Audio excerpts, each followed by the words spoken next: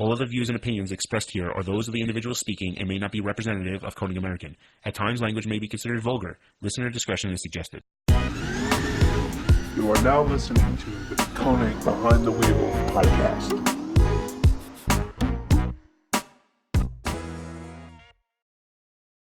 All right, we're live. I'm Scott from Konig. With me is Joey Redman, Drift Guru, and if you don't know who he is, you're missing out. Joey writes this 10 Things Learned article, which is published on formuladrift.com after each event. And we're going to run through his 10 things from Wall, New Jersey, which is round 4. So let's just hop into it, man. Let's go for it.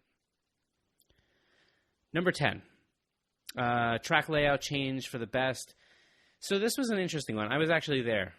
I know you know this, but they may not. So I was there. It was practice day Thursday. The first practice session in the around noon. They were in the configuration they kind of used for the past year or two. And then when we came back, they were supposed to start at 3, and there was no noise, which is strange. And by around 3:40, they were still kind of walking around on the track, and basically the track was just eating itself. Wall is an old raceway for people that don't know, and hasn't really been maintained the way it should, and the track had some potholes and different things down near the lower part of the bank, near the infield, and people were complaining during the first practice session that there was a lot of track kind of getting kicked up, some concrete and some different things that were kind of just spewing out as they were kind of drifting through them. So they decided to do a last-minute track session change, you know? Yeah, I was not there, unfortunately, but No. Wall is by far my least favorite event to attend. Yep. Not from Wall itself. I actually think Wall is super spectator-friendly with its size and how It is. things put out, but I don't know, just the tolls, the lack of pumping your own gas, and I don't know. Flying to Wall, you either got to pick Newark or Philly, which is not great. Anyway, Yeah. I'm sure no one cares about any of these things. You were lucky enough, I imagine, to either take a train or drive to the track, so good for you. Lucky. I don't know that I would say lucky, but yeah. So I drove, and I don't feel that I was lucky. How much is the tolls from your house to that racetrack? Like $49.50 by the time you get done driving. No, it was. It's probably about $30-something, $30. That's tough. You know, the worst part is that you have to sit on the Bell Parkway, and for anybody that lives in New York, New Jersey, or Connecticut that has had the fortunate opportunity to drive on the Bell Parkway, that's pretty much what sums it up. I understand. Yeah. So maybe on to some things that our fans maybe care about a little bit more. Sure. But, I think no matter how you lay out this track, it's pretty spectator friendly. I think I liked the unintentional element of putting a lot of pressure on one tire. I think it forced drivers and teams to think more, to maybe react more. I actually think when you get into these situations, it tends to possibly sometimes, I think, maybe put some of the better drivers out that, might be like a shoo-in for a victory.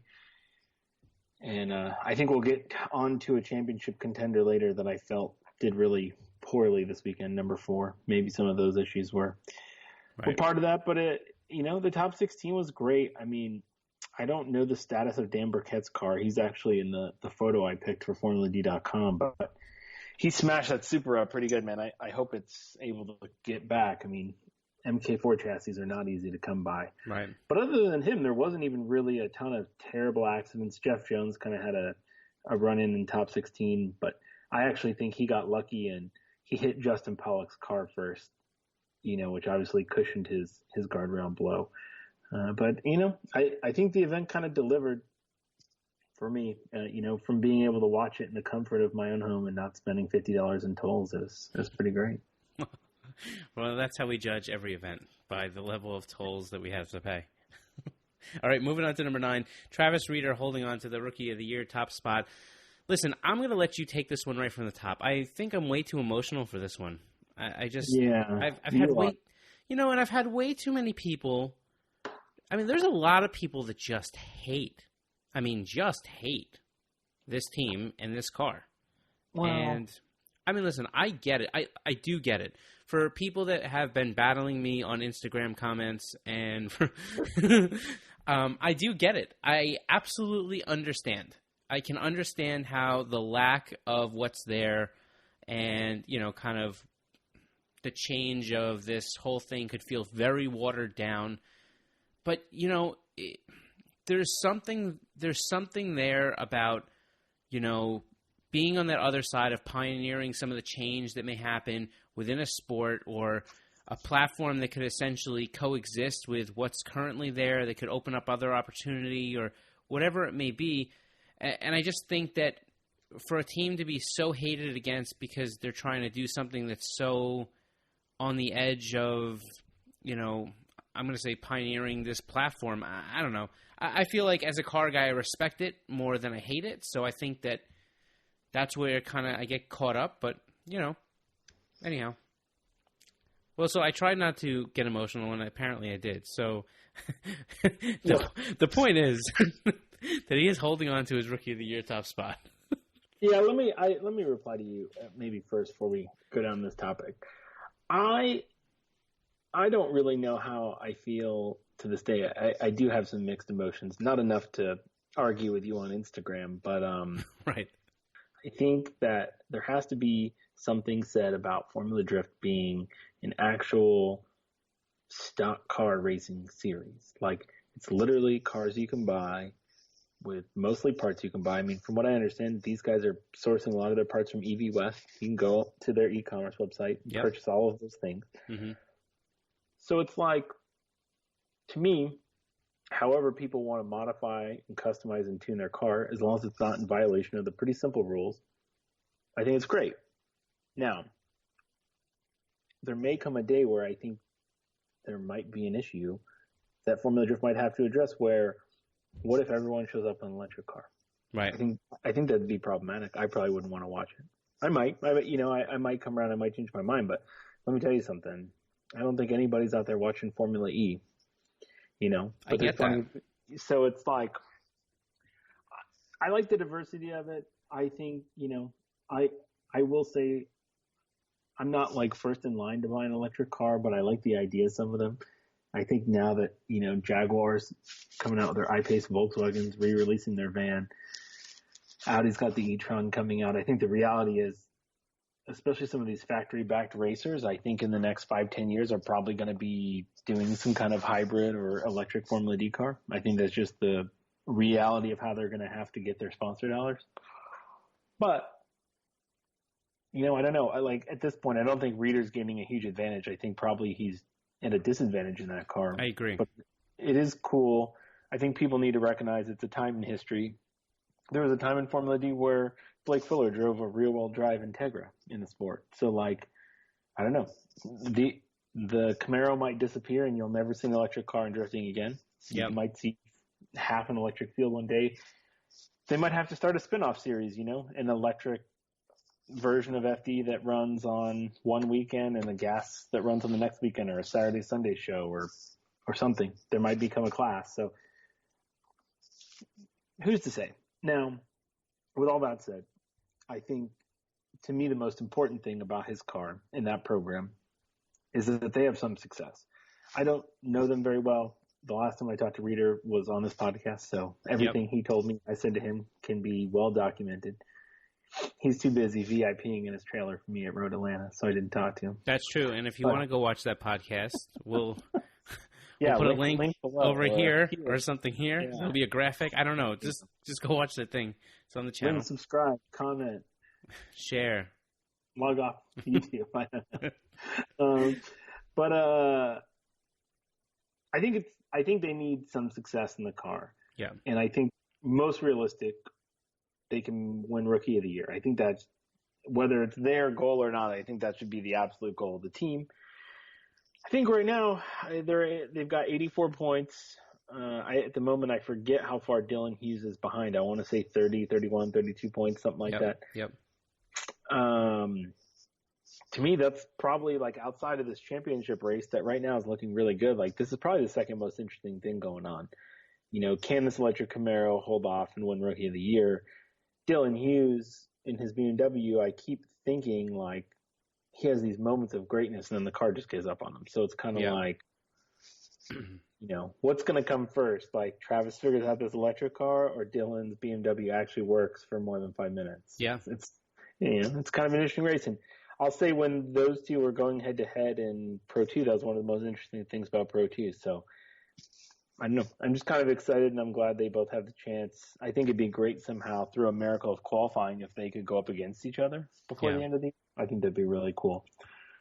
Yeah, Listen, I'm going back in. Here's the thing. There's a few things. I had the opportunity to sit down with, and I've never met him before, Joe, who owns, Turnkey and the team and the car. And what was interesting about him, and if you don't know anything about them, you need to really go look, because Napoleon Motorsports, they are a very well put together real race team, stock car racing. And I mean, so this is a big this is a big change for them too, right? They just look for an opportunity to kind of try something different. He's a car guy. And what's interesting to me, and he brought this up, and it's 1,000% accurate, which is, he wasn't really sure what he thought about FD as a series, and he wasn't really sure what he thought about the sport. And he even went on to say whatever he thought about the sport, he actually, after he got involved in it, he realized that it was nothing like what he thought.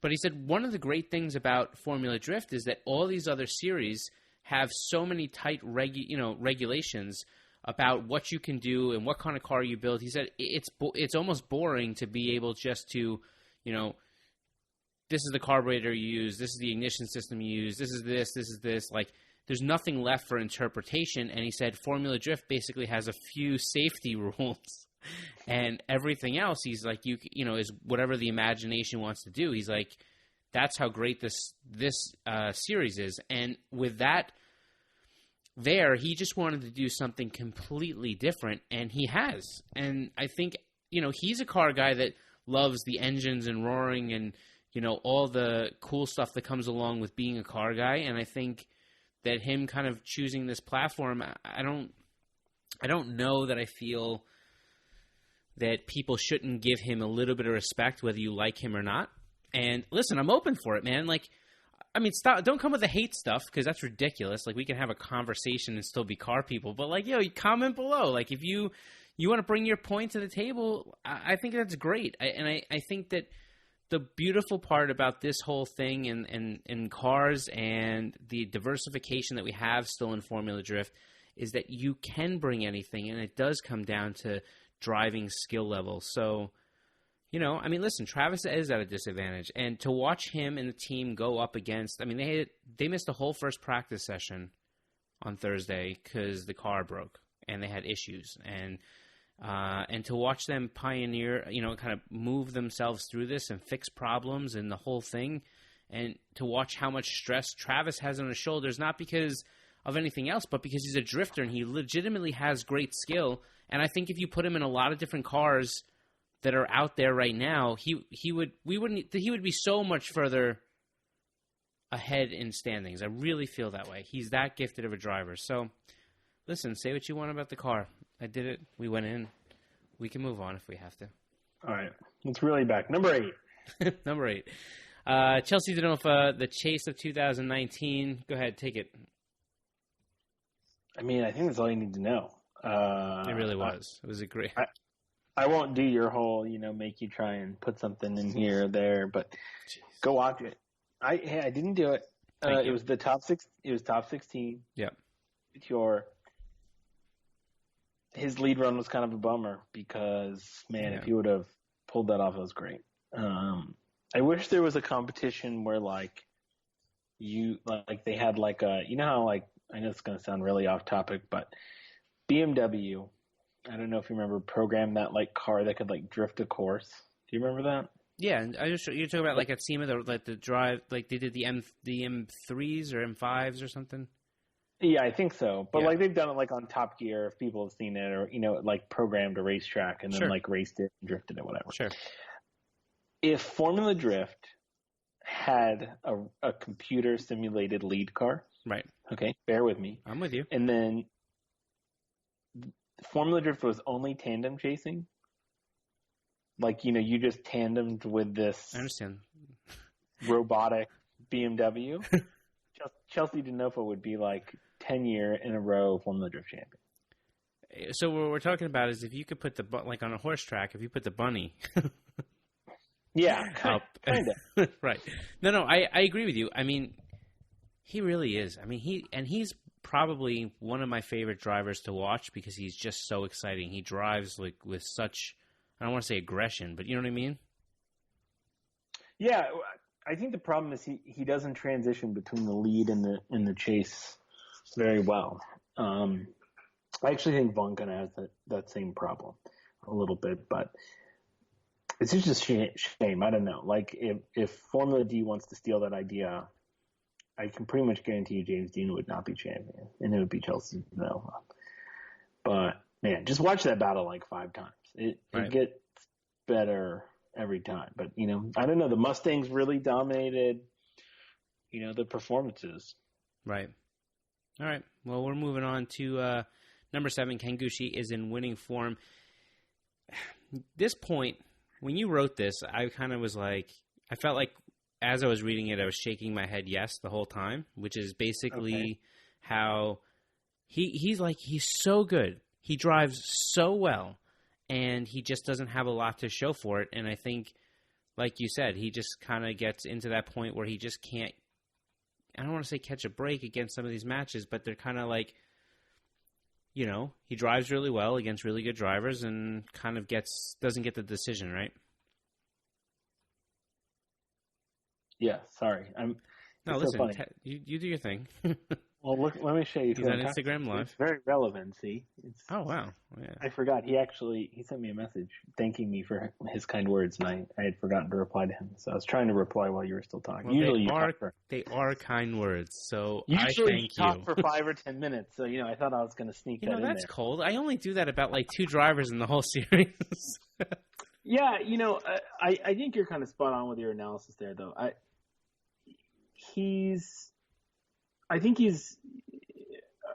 It's like he's that driver that if there wasn't that one guy in front of him, you feel like he'd be there every time. Yeah. It's like, I don't know what it is. Like, I don't know if he's just super afraid to push to that, past that limit or where that is. And, maybe that's just where he's stuck. I think, if you want to look at another driver who I think had a similar problem, was Bakchis. Before last season, you'd look where, on paper he'd drive really, really well. And in a vacuum, it was amazing. But then the problem is, somebody that he was competing against would be amazing, but then also bring risk into his tandem battle. Does that make sense? Yeah. They would do something where 1 out of 10 times they're going to crash their car, right. But they pull it off there, and they do that extra step, and it almost seems like that's what he's lacking for whatever reason. He's driving really, really good all the time, but it just doesn't seem like he's got that almost that wow factor to the point where he gets. Yeah. Yeah, I don't know what it is. That's why he keeps forcing all those 1 more times. It's you watch it and you go, man, that was really good. But it's it's never a definitive victory. Yeah. And I think Odie made that switch though. I'm telling you, go watch some 2016 Odie battles to a 2019 Odie battle, and he just has that extra something. Yeah. Yeah. Sure. It's hard. It's I don't want to say he's the most underrated driver right now in FD, but he's certainly maybe the most unappreciated. Yeah, I think that's a good title. You know what I mean? So Maybe all right. we should make him t-shirts. Well, I mean, I don't think I should make him a t-shirt. Because I do appreciate him and I do think he's great, but I don't know him like that, and I think it would be very awkward. All right, moving on to number 6. Vaughn Gittin Jr. continues to spin. This if I have to say it, this might have been the controversy of Wall that happened that really, really turned up after Wall. Like, it seemed like this really brought out people in heavy force. So give it to people that don't really understand the situation. This has to do with the drivers' meeting and kind of having that. Well, no, it doesn't. I'm moving through points a little bit. Let me say this. I think the judges were 100% wrong in their determination. Now, after I've given you that disclosure, let me tell you what I understand to have happened. There was a battle in Road Atlanta between Vaughn Gittin Jr. and it was Ken Gushi, right? I think it was Aasbo. Oh, no. Was it Aasbo again? No, I don't think so. No, you're right. It wasn't. But we talked about this on the last FD podcast we did. This was from Atlanta. Yep. Yeah. All right. So editing all this part out where we don't know what we're talking about. Pretty much. And so then there was a battle where Vaughn Gittin Jr. spun. Okay. Now, from the camera angle, you couldn't really tell if it was after the run was over, for the finish line or after the finish line. So there were a lot of people that were outraged that Vaughn wasn't given a 0. Right. And I got in a lot of arguments on, let's say Facebook that involved saying how can the judges judge something they can't see? Right. Like, say anything bad you want about the judges. But it's like, I don't think we want a precedent where the judges are judging things that they can't visualize. Right. Fair enough? Fair enough. Fair enough. Right. So it's like, from what you can see, he's big angle, shoots up what looks like cross the finish line, but covers the whole screen in smoke. And there's no other camera angle. Yes, right. And then basically 3 seconds later, you see him off in the dirt. That's right. No idea what happened. No he idea. Could have debeated a tire after the finish line. Whatever. So, apparently this caused lots of outrage, more I feel 5 days after the event, more than in the moment. Yeah. Event. And so I think I got called a Formula Drift shill for not, covering that in my top 10 and the whatnot. So to me, that was pretty cut and dry. Now, I guess this evolved into an issue that got brought up in the drivers' meeting in New Jersey. Right. And basically what everybody agreed to was that if you spin at any time as the lead driver, you are given an incomplete. Now, that is the dumbest thing I've ever heard. I already don't agree with that part. What's the point of a finish line? What if the fact that you can say that the race doesn't end once the race ends just already doesn't work in my brain. Is the run over or is the run not over? Yeah. I think that's number one. There's already so many gray areas in drifting. Why are we turning the finish line into another gray area? Now, with all that said, apparently nobody had brought any issues up with if you spin in the chase position. So what happens is Vaughn and Aasbo are driving. Vaughn, let me give Vaughn's exact quote. Vaughn says, blah, blah, blah, blah. I gave Aasbo a little kiss exiting, ... Now, mind you, he's posting this on his Instagram, while being towed back to the pits. So this is real time. Super hot. Real time. Super hot. I gave Aasbo a little kiss exiting, ... Impersonal feeling is that he lifted super hard and knew I was going to get into him a little bit. So basically Vaughn hit him, and then I think from what I understand, broke a tie rod or whatever and kind of spun. Somehow the judges watched this and then determined that Vaughn's spun was an incomplete. No idea how they came to this determination, to be honest. I mean, I can see how they can extrapolate that, but once again, I think this is just turning into a real dangerous mess because now I'm a lead driver, and as long as I don't spin, once I cross the finish line, I can stop drifting, but then anything I can do to my car, I can basically try and mess up the chase driver, right? So I cross the finish line, I let the wheel wind out, and now I can slam on my brakes. I mean, it's not the most sportsman thing to do. I'm not saying that that's what Aasbo did, but that's what Vaughn's accusing Aasbo of doing. So I'm like, well, now, like, since the race doesn't end at the finish line, let's say I wind my wheel out. I'm Aasbo, right? I wind my wheel out. I slam on my brakes. Every single guy hits me and spins out. Obviously, Aasbo probably doesn't want to be hit 6 times in an event. Yeah. But then, like, is that against the rules? I mean, like, I'm being ridiculous to, like, a little bit of a point, but then I'm also not. Because it's like, well, the battle doesn't end at the finish line.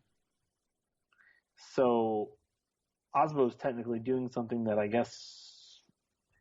I don't know. It's after the finish line. So it's not like it's against the rules, but then you're saying that the battle doesn't end at the finish line. So it's like you can't really fault Aasbo for slamming on his brakes because the race is over, right?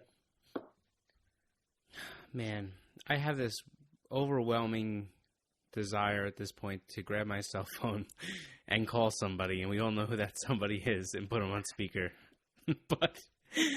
But given the nature of the timing, I don't think I'll do that. But be honest with me, like, is what I'm saying, like, making no sense to you? No, it makes sense. Here's the thing. I just know that whenever we get into these points, and by the way, I'm encouraging you, if you want to argue, do it down below. Go if you listen to this on iTunes, go over to the YouTube channel there and conversate. I don't know.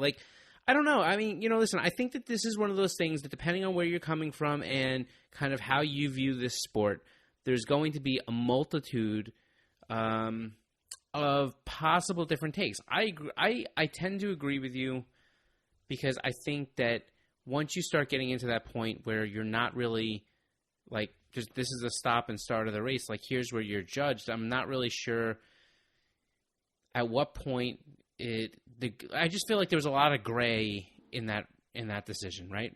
And I think that the one thing that Formula Drift has been so good about for years now has been bringing to the sport of trying to take a sport that was so subjective and try to put very black and white rules in. And now I feel like there might be an interpretation that caused a lot of gray. So I agree with you, but I'm also not in their spot, and I hate to criticize people when I really don't have all the intimate understanding that they do. I'm thinking there was a reason, I just don't know. That's fair. I haven't spoken to any of the judges. I didn't really hear. I mean, I didn't hear a great explanation from anyone. I will say that, Vaughn seems to agree with me. Obviously he's the one who got the short end of the stick. But, he even delayed going back to the track as far as I could tell. He is arguing with trying to get his spotter to relay information onto the team. I just, I really hope this is a one-off incident and we don't run into this circus. But I think with the opening of all these weird, possible issues, I think some of the smarter drivers are really going to look to take advantage of this. Yeah. And so I fear that we could have a long season of finish line incidents. Yeah, there's been a few things this season that I've kind of thought were a little questionable as far as rule changes. I don't really remember having too many. I don't know what the right thing is. I don't want to say major impact rules, but like rules that I felt like really could impact the strategy of a driver as much as this season. You know what I mean? Between the chicane and things about the finish line. Like, I feel like now you could, as a driver, theoretically, if let's say you weren't 100% ethically inclined, you could use some of these rules to your advantage where, I believe that that's what some of the outrage from some of the drivers has been, is that they feel that that's taken advantage of them. But in the same respect, that they vote on the rules that they've changed. So, I don't know, What a great segue into number 5. Going in, Odie Bakchis loses his winning ways at the wrong time. Odie had it turned on for a while. That was for sure. And, now it kind of puts him at a disadvantage behind Aasbo, right? I think it's going to be a tough hill to climb with some of these other drivers getting back into form.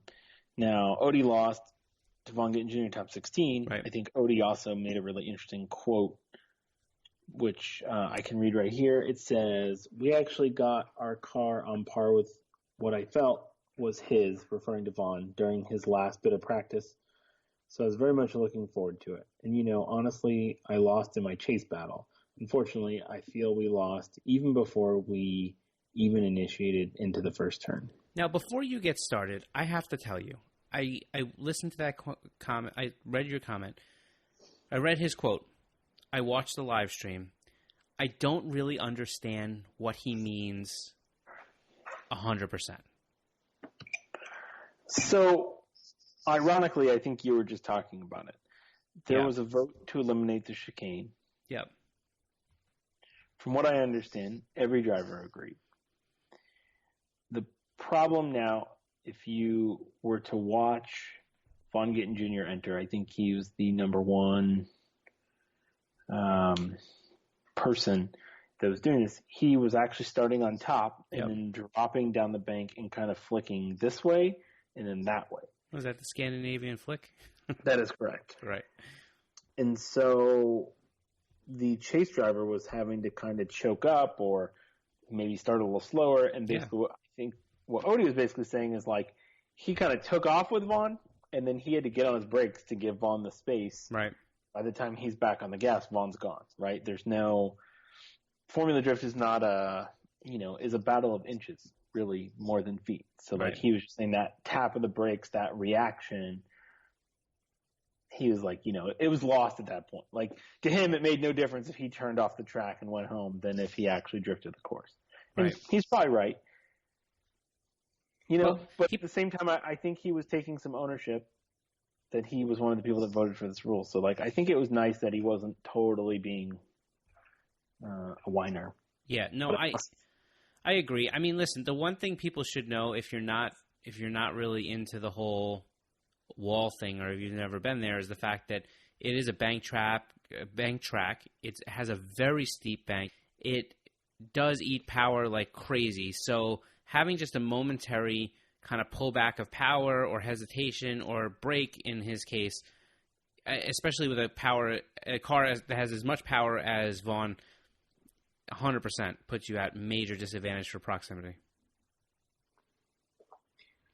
So Evergreen Speedway. Yeah. I was trying to see if I could find their banking. Yeah, I think we did this once before. And I think Wall. I think we did too. I'm pretty sure Wall. Banks, and I can tell you that Wall is way more than Evergreen. Yeah. I can't find Evergreen's. Wall Speedway is 30 degrees. Yeah, that's pretty big. It's pretty serious. Yeah. It's definitely pretty serious. I can find out everything you need to know about Evergreen Speedway. Except for the bank angle. Yeah, but that should tell you how unimpressive it already is. Right. So, all right. So you have anything to say about this before we shove it along to 4? I don't think so. It's tough. I think Odie was in a really good spot. Yeah. He won his first championship, and I think it's only going to get harder from here. So he really needs to. He needs to go all out. It's time to go. Yeah, exactly. You can't win championships going out in the top 16, no matter who you face in top 16. It's not going to work. So. No, I agree. It's got to come up with something. Number 4, Chris Forsberg's A Serious Weekend to Forget. You can just go right on. Take it from there. All right. Before we start, real quick. Yes. Irwindale. Yeah. So I'm sure a lot of people know Irwindale. Is a 12-degree banking. Right. And it goes 6, 9, 12 progressively. Right. Where Wall is just a dead 30 degree in the turn. So just serious. I'm sure for some people that don't know Wall, I'm sure everyone at least knows what Irwindale looks like. So you're talking over double the amount of banking. Yeah. It's steep. It's steep. Anyhow, back to Chris Forsberg's Serious Weekend to Forget. I don't know, man. It's tough because, I guess he is the most winning driver in Formula Drift history, so I guess you can't really call him like an underdog in any way, but he's been around so long, he's kind of got his privateer vibe still going. Like, he doesn't really get factory support. He's kept a Nissan engine in his Nissan. The GTR motor is clearly better than what he had going on before. Yeah, that was tough with the VQ thing. Yeah, so he's been better, but then this weekend just felt like he had swapped the VQ back in his car all over again. It's kind of a nightmare. You know, when he kind of like the car died or whatever happened against Castro, I was like, oh my goodness. I was like, this is over. And then Castro's car shut down 40 feet before the finish line. Which is, and I was like, oh my gosh. But then in my head, like I pretty much had penciled. Listen, I love Castro. Me too. You know, Team Dominican right here. Straight up. But then when the one more time happened, I like penciled Forsberg, you know, in. Yeah. I was like, Chris Forsberg. Right. So then, you know, that happened. You know, I was like, you're only going to get one break against the most, you know, the guy with the most championships of all time. Then he gets in the top 16 and gets the pants beaten off of him by Ryan Tuerck. Yeah. I mean, literally, like, the pants beaten off him. And it was like, I mean, like, you already got, like, a huge pass against Castro.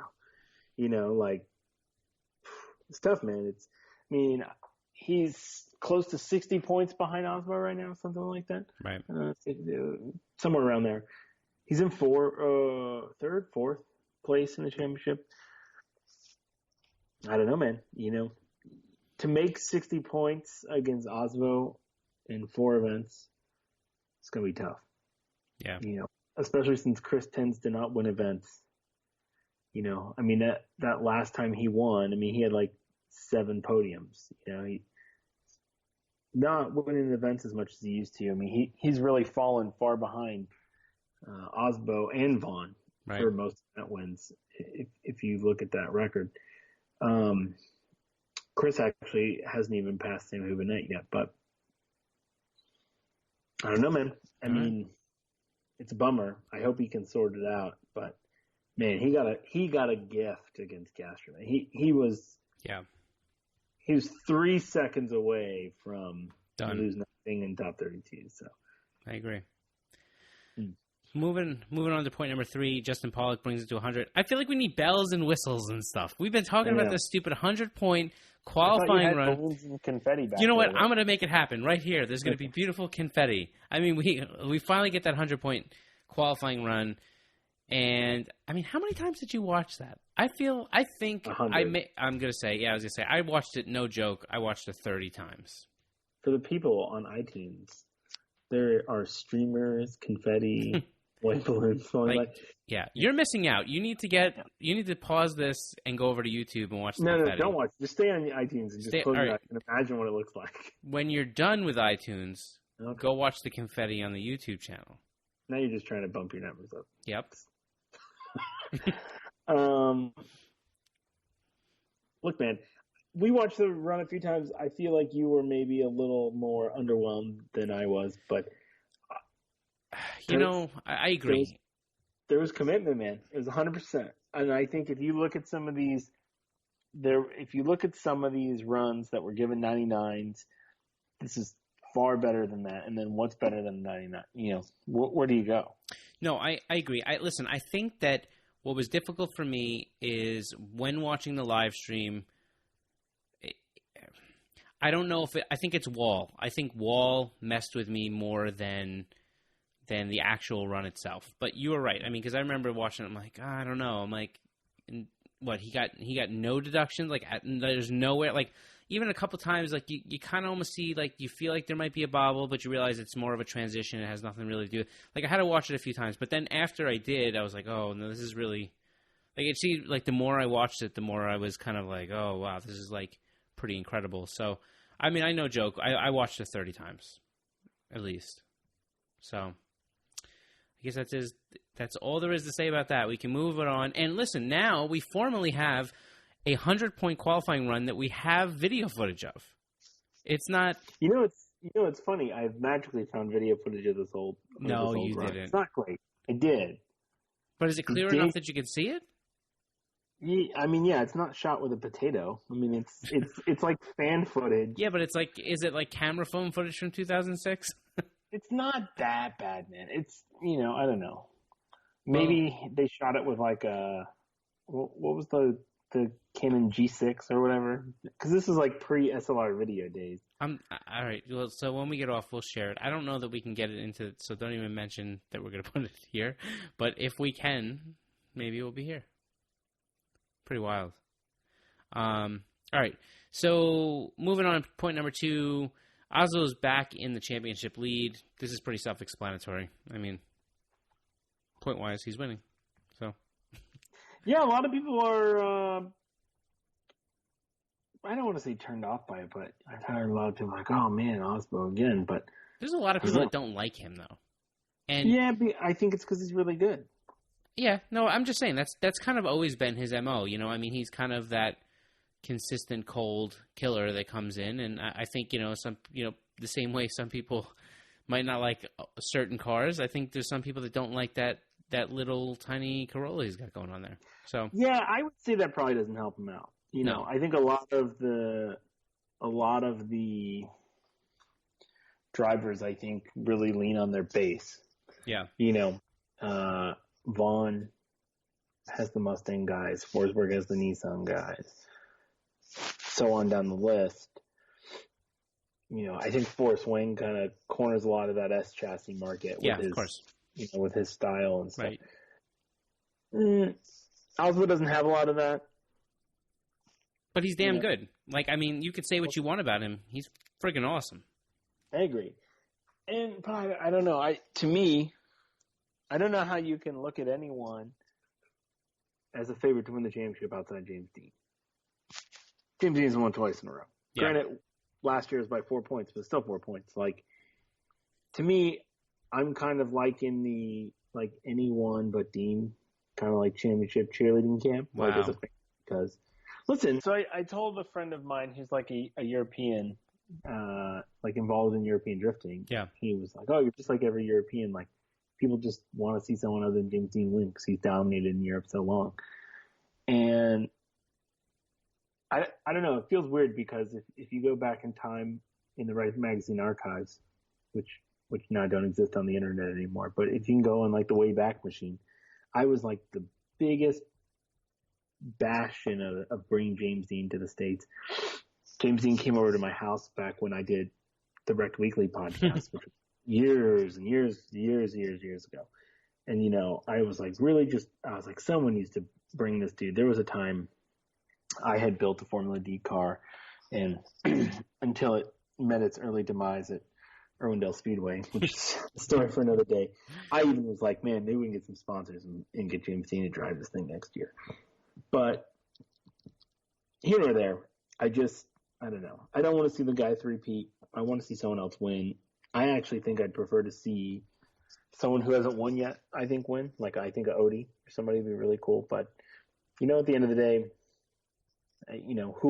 however I feel as a human being isn't going to help somebody win or lose. But it is weird that, the flack that Aasbo gets, I think, a lot of times is a little unwarranted. But yeah, what can you do? Nope. I mean, that's how it is. All right, moving on to number 1, Tuerck. He wins his 4th event ever, and 4th Formula Drift event. And I like it. I'm happy to see Tuerck up there, man. Win it. What happened? Guy crashes the car, builds a new car in 14 days. Yeah, I mean, loses a street car to win an event. Not bad. Yeah, and then now had to bring a Corolla drift car out. It's his new street car. Sure, he's pumped on that. But anyway, moving on. Sorry, Toyota sponsorship dollars. You can edit that out if you need to. No, I don't know. I don't have to. Okay, that's good. I'm glad your Toyota check's still in the mail. Mine's been lost for about 10 years. Ever since the FRS came out. I don't know what there's to be said. I think we talked a long time in the Atlanta podcast. If you want to go back and listen to that, where I said his second place finish was basically like a victory. Yeah. It's kind of a cheesy thing to say, but I genuinely felt that at the time. Like, to go from totaling your car due to a power steering accident to less than 60 days later finishing second place, what more could you want? I mean, the only other thing he could obviously want was to win. And if I was a betting man, especially looking at the bracket he went through, I would have not bet that he would have won. So I think it's just even more probably fulfilling, exciting for him. You know, I imagine he's on top of the world. In fact, he's done so well that he is third in the championship now, like 50 points behind Aasbo, 55, 56, give or take. He's past Forsberg. Right. And, you know, I don't know. I could argue, I don't know if he deserves his top 32 points, but then I guess you could argue he qualified, but he also never pulled to the line. So, like, that's 16 of his 200-something points that maybe put a question mark on, but I don't know, man. It's right now I look at it as a 6-car championship chase. You got the Wordhouse boys, Forsberg. You got Tuerck, Odie, and Aasbo. I think once you get past them, Vaughn's, let me look. Let me tab over here. Vaughn's 96 points away. Right. In 8th. Oh, sorry, someone's in front of him. Wang is 92 points away. They've maybe got a chance. There's probably 8 guys that realistically could win. I think. You got Visick too. When you look at, yeah. Well, I said both the Wordhouse boys. Oh, right, you did. Yeah. Mm-hmm. Pawlak in 9th at 123. You got to find it really hard to believe that would work. You know, because you got to think Aasbo and Odie basically at this point would have to generate 25 points less for the next 4 rounds, or actually even a little more, like 35, 40 points for Pawlak. Right. Even though Pawlak really had a great weekend, he's kind of done. It's so, if you want to look at it conservatively, it's an 8-driver race. And man, the fact that Tuerck is involved in, he's third in the championship after what he went through. I mean, this is like shades of like old Pontiac Solstice running Tuerck. Like, I mean, there was a year where Tuerck finished second. I don't think I'm making that up in that Solstice, man. This is like Gary Gardella days. That's right. Speaking of New Jersey, right? Right. I'll come full circle here. He might have finished, maybe if not second, I want to say third for sure. Right. So, I don't know. You know, if Ryan Tuerck won this championship, I think it'd be a really amazing archetype story. Like, you could probably like make a movie about this Formula Drift season. Honestly, he's the person. If I had to pick one to win, I would like to. Like, he's the guy I would root for. I mean, he's kind of like what we said about Ken Gushi. He's kind of that for the top 10 of Formula Drift. Like, I feel like there's plenty of times that, you know, he deserves a little bit more than he gets, and he puts out a lot for people, and he's clearly a fan favorite, and he's a nice guy, and he always kind of puts it to the, I don't want to say put it to the wall, but you know, you know what I mean? Like, and so watching him come out this season, like, I just feel like in his heart he deserves it, you know? But hey, look, a lot of season left still. I mean, we got the whole half, you know what I mean? So who knows? I'm excited. I think, man, this really caused this season to get better. Yeah, I think this is probably the best season since what year was that? The 2012 championship? 2011? The crazy year where there was like 9 people that could have won at Irwindale, and then like everybody kept crashing and not winning, and then Dye won. I think 2012. It sounds right. I made this really cool Irwindale closing commemorative video with a brand that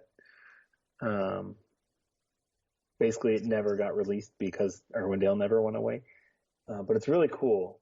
And then if Irwindale actually closes, I'll probably just release it independently, like on the Rex page, or maybe we can brand it with Konig or something and do that. Put it back up there. Yes. But it's really cool, but it's funny how many people talked about that specific Irwindale, and there's some really cool stuff in the video. And I think one of the really cool things is Jared talks about that Irwindale because it's the only time he's ever cussed on the live stream, and he cussed twice in that same event. Those are like the 2 times ever in the 16 years he's been doing FD that he swore. And like at one point he literally just yelled "Holy S!" Right. Because it was so crazy. Because it literally came to like all Justin Pawlak has to do was complete this battle, and he is the champion. And then he crashed. Right.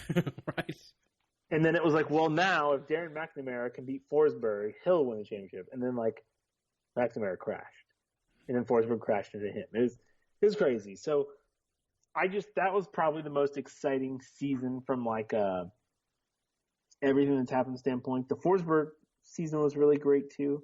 I think that came down to the final battle with him winning.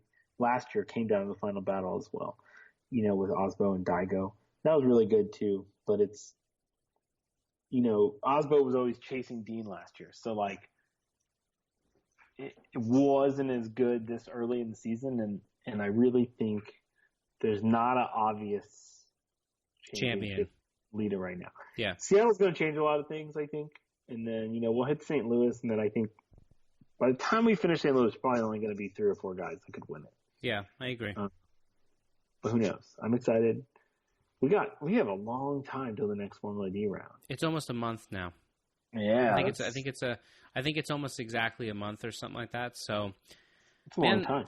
People might forget what we look like. Yeah, well, nobody cares what we look like, but I don't know, man. Like, listen, if you're into these, if you listen to these, stay tuned for after the next one. I feel like the next one's going to be. I hope Evergreen is as good as it needs to be. I think that's the best way. Usually pretty great. Usually something really wonky happens there, kind of makes things fun, and it is literally 1 month away, and that's just. Yeah. It feels like a long time. Well, we've had a lot of tight events, for the past few, being on the East Coast or whatever. And, what's good about Evergreen is the Pacific Northwest has such a great drift community that I think that they really bring a lot of great people to the event. So, man, stay tuned. If you're listening, I think the next one is going to be a doozy. We're going to have some stuff to talk about. Yeah. I'm excited, man. See you in 1 month. All right, let's wrap this up. You have anything else you want to add, or are we out? He's waving. Out. He's waving. All right, that's it for this one. For more info on the podcast, head over to konigwheels.com/podcast. You can also catch us on Instagram, Facebook, Twitter, and YouTube, all at Konig Wheels USA. If you like what we're doing here, please subscribe. We're on iTunes, Google Play, and the full video version is always available on YouTube. That's it. We out. Peace.